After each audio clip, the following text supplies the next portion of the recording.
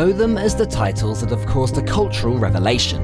In 2015, Wild Hunt defied all preconceptions of what's possible in a game. The team behind it, CD Projekt Red, dared to be bolder, to push all boundaries. And through doing so, they set a benchmark that's rarely challenged, even half a decade on. The series has spawned legions of fans across the world and frequent forays into other media forms, including a big-budget Netflix series. From sources barely known outside of Poland, the Witcher series has permeated far and wide. It's sold over 40 million copies and made its developers, who have only a handful of games to their name, one of the most lucrative studios in the world. Yet even more surprising than all this is that it all started with a couple of friends who had no idea how to run a company, or even make a video game.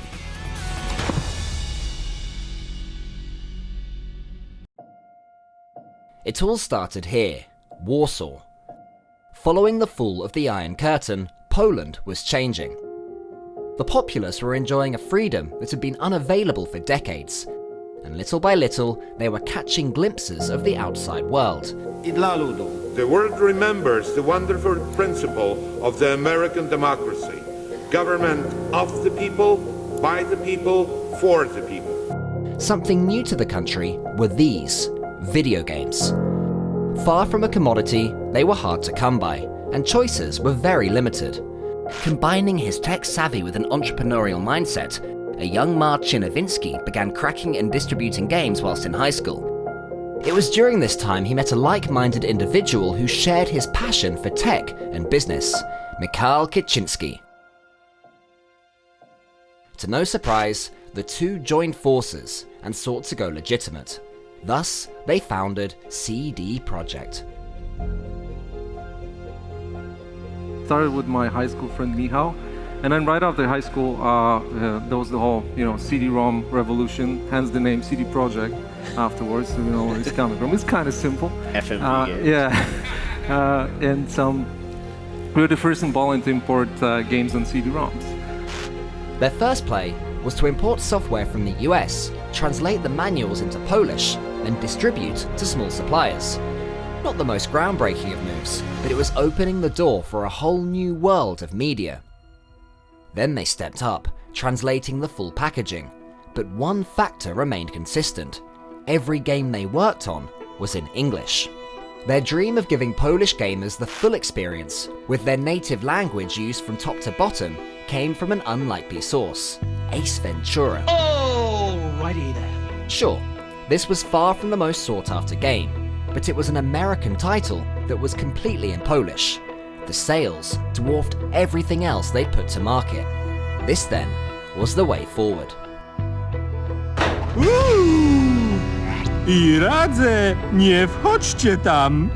Their localization efforts put the two in frequent contact with the American publisher Interplay Entertainment.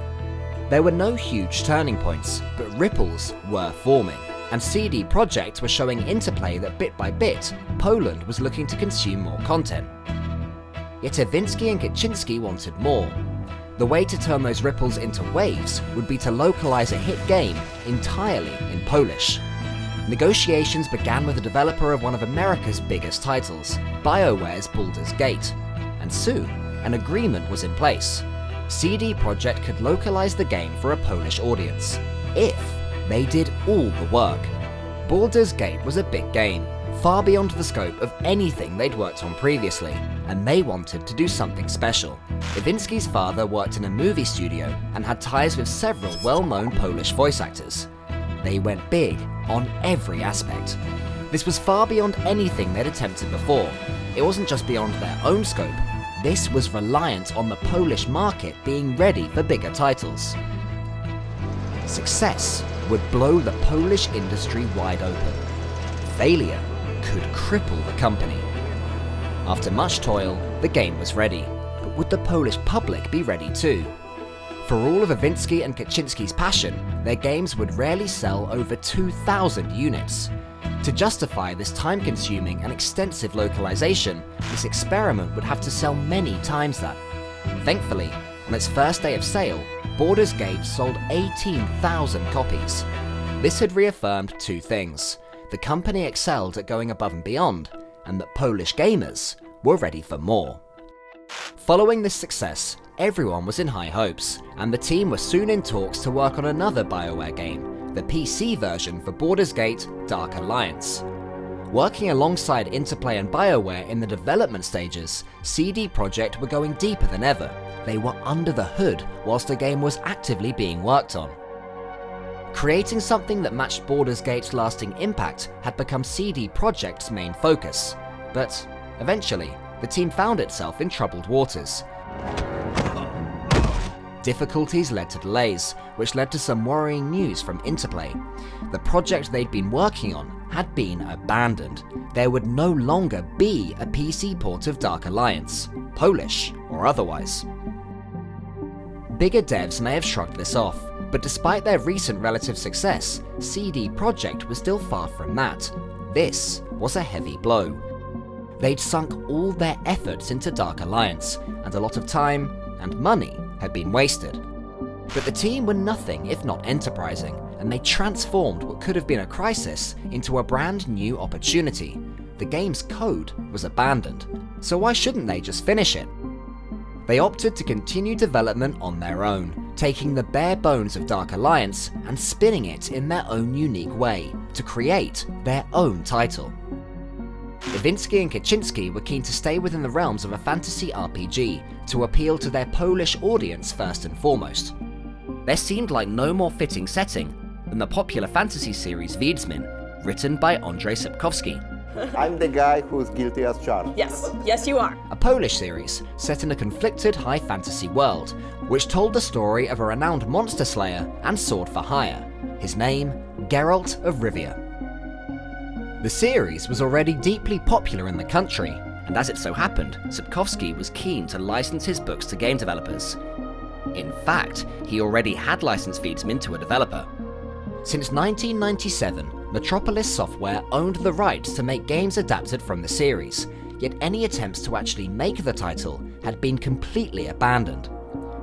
With video game attempt number 1 a failure, Sapkowski had little faith in CD Projekt to make their version a hit, so when they came knocking, he opted for a lump sum as opposed to any percentage in sales.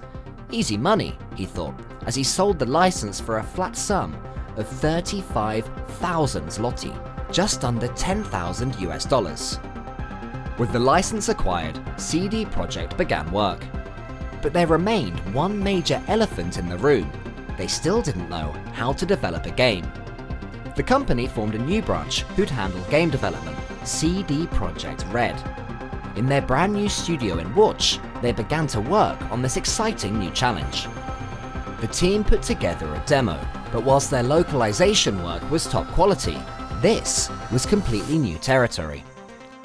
As it turns out, making games wasn't that easy, and the title they built from the bones of the cancelled Baldur's Gate port, a top-down RPG, would later be unashamedly described by game designer Badowski as a piece of crap. I found out that there was no communication between the story writers and the team in Łódź, and everybody had their own vision of the game. The company had put a lot of eggs in this basket, and despite the designers' worries, they still wanted to generate interest in their new titles. Iwinski and Kaczynski took the demo to a dozen publishers across Europe, but no one was interested. It was time to go home. They were demoralized, but not defeated. The Łódź studio was brought back to company HQ in Warsaw. The demo was scrapped, back to the drawing board. This time, they sought help from other developers. They still had an amicable relationship with BioWare, and it was their engine that the game would be using. Having seen just how disastrous their creations could be, they pushed themselves as far as they could to make something they could be proud of. An honourable goal, but it pulled the team increasingly thin. What started out as 15 developers expanded to over 100, costing the company around $5 million. It was never a business, it was kind of lifestyle, so we're actually pretty bad with counting money and accounting, and when our accountant told us what kind of errors we have in our files were stressed with Michał for like 2 weeks. And there were constant other pitfalls to go alongside all this. As they were working off a source material, every piece of writing, design choice, and story direction had to be rigorously thought out so it would fit in with the series of novels. No characters could be changed without angering the dedicated fans of the series. The process was painstaking. Furthermore, they were developing in both Polish and English. It was a monolithic undertaking, but after 5 years of growing pains and development, the game was finally ready. Up till now, the company's scope was set on Poland, but this was their opportunity to go international. Atari had agreed to publish the game, but the Wiedźmin had no draw outside of Poland. Game designer Adrian Kmielasz coined the term The Witcher, and the world was ready to get its first glimpse into a fantasy world that was new to everyone outside of Poland. And it was unlike anything we'd ever seen before.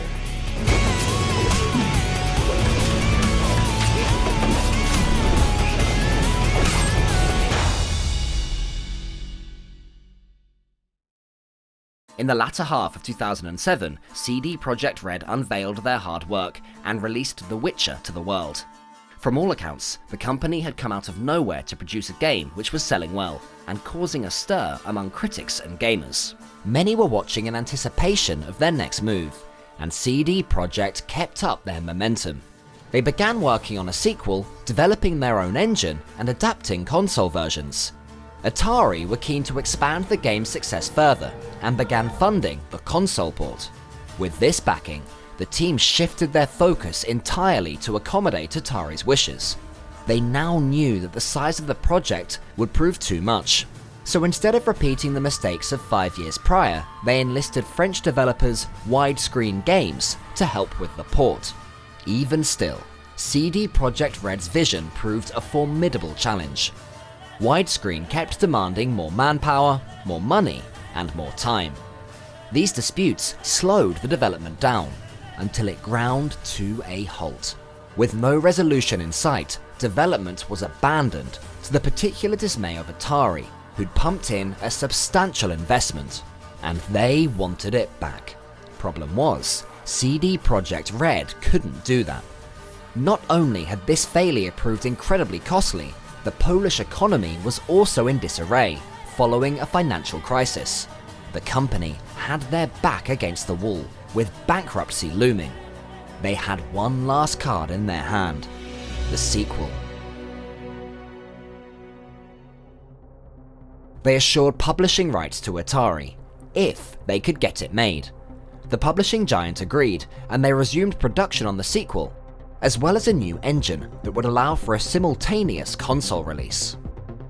The sequel took 3.5 years, with the team bobbing in and out of troubled financial waters throughout that time. But finally, in 2011, The Witcher 2: Assassins of Kings was ready. They'd kept to their word and allowed Atari publishing rights to the PC version, but their new engine allowed them to port it to the Xbox 360 themselves. The game was heavily praised by critics and fans alike, with sales far surpassing that of its predecessor. Their cut from the publishing deals and the Xbox distribution brought the company back from the brink of bankruptcy, and with their first chance to breathe after years of turmoil, CD Projekt Red did exactly what we'd come to expect. They went straight back to the drawing board. Since their formation, CD Projekt Red had faced consistent pitfalls and difficulties. In just 2 titles, they'd created their first ever game and then established it as a hit series. Yet still, despite this impressive hit rate, their ambitions remained unsated. They didn't just want to create the best video game to come out of Poland. They wanted something that stood firmly on the world stage. Once again, every aspect had to be improved. The world had to be more expansive, the story more gripping, the characters more realistic and memorable, and the technology behind it all had to be on the constant cutting edge. Given how their titles had evolved so far, it's no doubt they'd have found plenty of publishers clamoring to work with them. CD Projekt had worked extensively with Atari, but it was time to close that door, and they would keep it firmly shut. They were ready to push themselves to their extremes, but it would be on their own terms. They'd amassed a tidy sum from the success of Assassins of Kings and opted to use that money to fund its sequel, with no investment from an outside publisher. Funding the game in its entirety, with no safety net, would put the company, yet again, on a knife edge. On one hand, they'd control every aspect of the development and publishing. On the other, the company had felt the labor of development hell before. A situation like that would surely sink them. For these guys, risks had always been par for the course, but this was their biggest by far. There was debate within the development team as to just how far this ambition should reach. Some wanted to maximize profits, adamant they should dial it back to allow for release on older consoles. But that simply wasn't what the company leaders had in mind. They wanted to push all boundaries. The older consoles couldn't keep up, and limiting the game itself to incorporate them was not something they were going to bring into consideration. By now, the team was 150 strong, but with every intention of creating a magnum opus, the manpower steadily continued to grow once work began in 2011. Over the course of development, the team doubled in-house, with over 1,000 others having a hand in the project globally. But this extortionate manpower was just the tip of the iceberg. This was to be their figurehead game, the masterpiece to put the company on the global stage, and they wanted it accessible to all. The game was localized in 15 different languages, enlisting the work of 500 voice actors to bring to life the script of 450,000 words. Can you explain this? Are you my foe? Yeah. Yeah, that one here. As with seemingly everything else, this brought further complications. Given the sheer scale of the world and its intractable characters and quests, a considerable amount of content had to be written, whilst making sure to fit in with all of the details and subtleties of the original series. Every character, action, and line of dialogue would have to be meticulously studied to ensure that it fit. When the game was announced in 2013, claiming a release date for the following year, it was clear that their ambition and perfectionism may well be their downfall. Many of their systems were incomplete just a few months before their stated release date. And without a publisher breathing down their necks, they pushed back their release date. These delays weren't simply a matter of fixing what was broken, but actively adding in new features to make the game better. Every detail was picked apart, right down to the logo, which was redesigned to unsequelize the whole thing, and make it less obvious that this was the third in a series. Idea being, it would become more accessible for new players. After several delays of over a year, the game was ready. Development had cost over $80 million, but all rights to publish the game remained theirs. After over 3 years of blood, sweat, and tears, the experience they wanted to make, without compromise, was finally available, and it hit millions of unsuspecting gamers like a freight train. The ambition and risks had paid off, delivering a title unlike any we'd ever seen. Upon release, The Witcher 3 received over 250 Game of the Year awards, making it the most decorated title of all time. And the winner for Game of the Year 2015 is The Witcher 3. The Witcher 3 wins a total of 3 awards tonight. This award is for all these 3 Witchers and all of your hard work. Thank you very much. Within a year, its total accolades would reach over 800. A clear hit with the consumers as well, it sold far beyond anything they'd produced, shipping 6 million copies in its first 6 weeks. The monumental success of The Witcher from its humble beginnings is an uplifting one. But this isn't simply a story of success. Instead, it's one of perseverance and dedication. So many times during the company's lifetime, they've tried to fly above their station and take risks they should never take. And time again, they've felt the sting of those risks backfire. Yet despite all the pitfalls, the visionaries behind the scenes could simply never accept when it was time to bow out. It's a frame of mind that wasn't just felt by the company's founders, but every cog in that intricate machine. Beyond that, it's a testament to something even bigger. For decades, the Polish people had their liberties hindered. Yet when that grip loosened, the ambition of resilient peoples quickly rose up to create something that resonated across the globe. Wiedźmin, and subsequently The Witcher, may come across as unbelievably high fantasy, but at their core they're built substantially around the trials and tribulations felt by Poland and its people. On a base level, the breathtaking vistas, Gothic architecture, and Slavic folklore-inspired mythologies are depictions of the country, its heritage, and its history. But there's something even more. The Witcher is a story wrought with conflict and injustice. The morally corrupt are rewarded, and the just are persecuted. It's a world of constant war, bloodshed, and turmoil. You play as someone shunned for no reason other than who they are. It can either make you bitter or resilient. And thus, the story of Geralt is a story of fighting in the face of adversity, just as it is for CD Projekt Red, and just as it is for Poland.